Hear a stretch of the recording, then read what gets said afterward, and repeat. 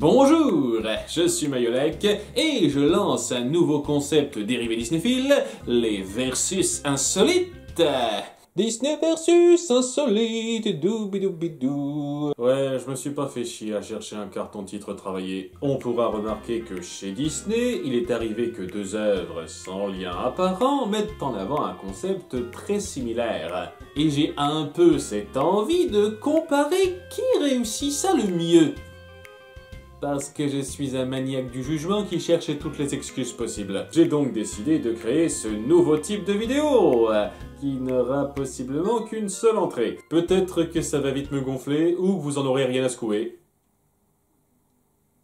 D'ailleurs, en parlant de ça, est-ce que vous vous souvenez de Wish? Ce film mal reçu qui a voulu rendre hommage à tout ce que Disney a accompli. Pas toujours bien. Et pourquoi pas le pays imaginaire?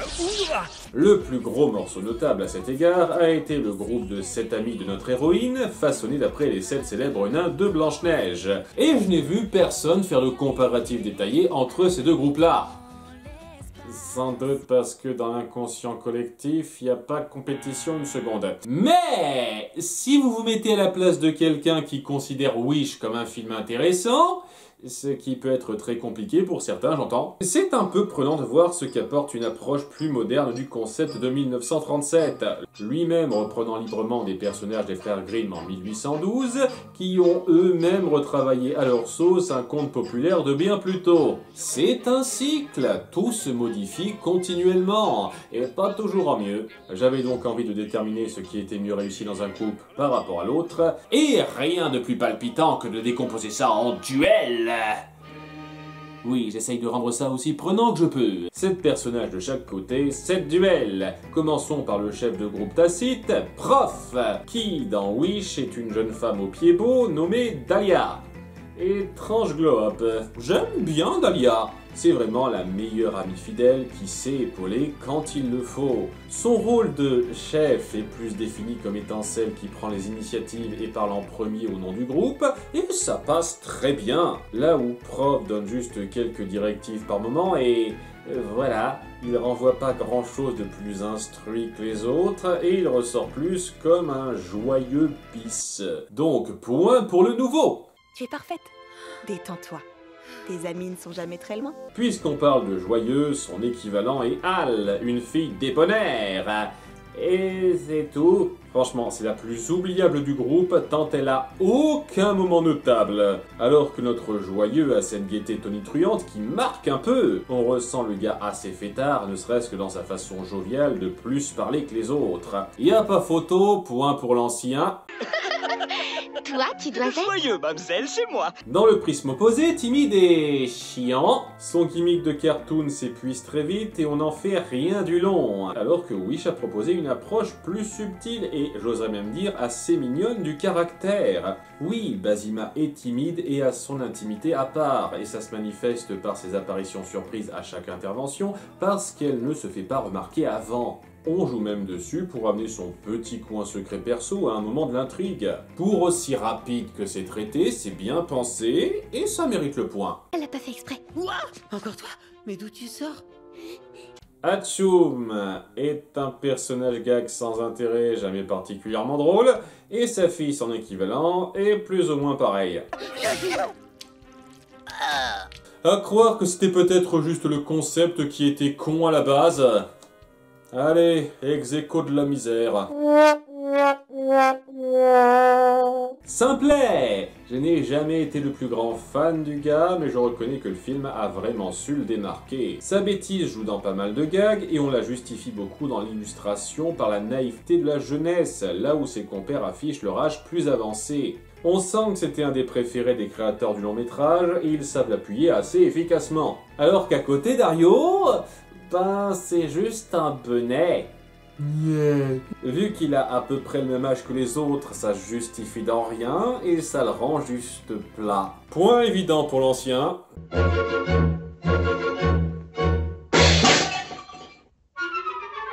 Comme on est sur les nains préférés, Grincheux et son équivalent Gabo qui est vraiment pas dégueulasse. Il a sa petite personnalité qui se démarque et son aspect exaspéré et cynique lui permet d'avoir quelques répliques relativement cinglantes. Mais il est face à motherfucking Grincheux, le meilleur perso de Blanche-Neige, celui qui a un vrai arc de relation évolutive avec l'héroïne et qui a les meilleures réactions, comique ou autre, de tout le film. C'est une icône et il faut un peu plus qu'un gars un peu sympa à suivre pour battre ça. C'était couru d'avance. Tu n'as plus de langue?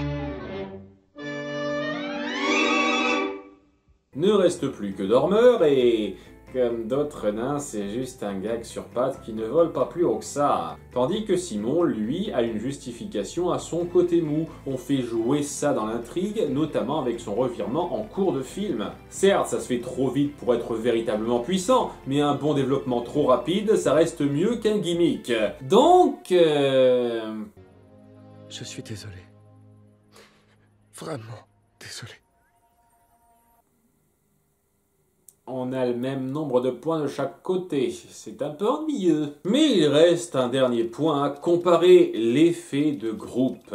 Quelle bande est la plus réussie dans son rôle et ses interventions globales? Et c'est pas du tout la même approche d'un côté comme de l'autre. Chez Blanche-Neige, les nains sont traités comme la bande de poteaux humoristiques qui supplantent l'héroïne à leur arrivée, si bien qu'ils deviennent davantage les protagonistes dans la seconde moitié de film. Leur attachement à elle est très appuyé et même au cœur du film, ce qui fait de leurs différentes réactions un peu le point central d'intérêt à partir de là. Dans Wish, on garde l'aspect poteau humoristique, mais moins centré. Ils sont techniquement plus dispensables, même si pas anodins, malgré ce que certains pourraient dire. Leur camaraderie est un des vecteurs qui va porter notre héroïne, et comme ils partent moins dans le gimmick prononcé, le soutien qu'ils apportent a un aspect plus naturel, mais moins marqué car assez rapide. Les deux ont leur pour et leur contre.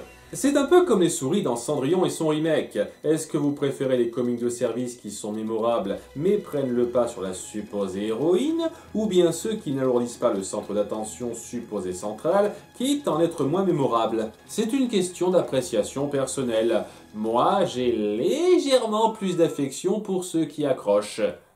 Tant que c'est suffisamment bien. Les 7 nains restent iconiques en tant qu'entité, quoi qu'on en dise. Et même si ces premiers n'avaient pas existé, le groupe de copains n'aurait sans doute pas marqué les esprits sur le long terme. Je parie que vous avez déjà oublié la moitié de leurs noms que j'ai tous cités durant cette vidéo. Autrement dit, pour la mémorabilité, c'est l'ancien qui l'emporte. C'était Mayolek, et n'oubliez pas de... faire des vidéos sur tout ce qui peut vous passer par la tête.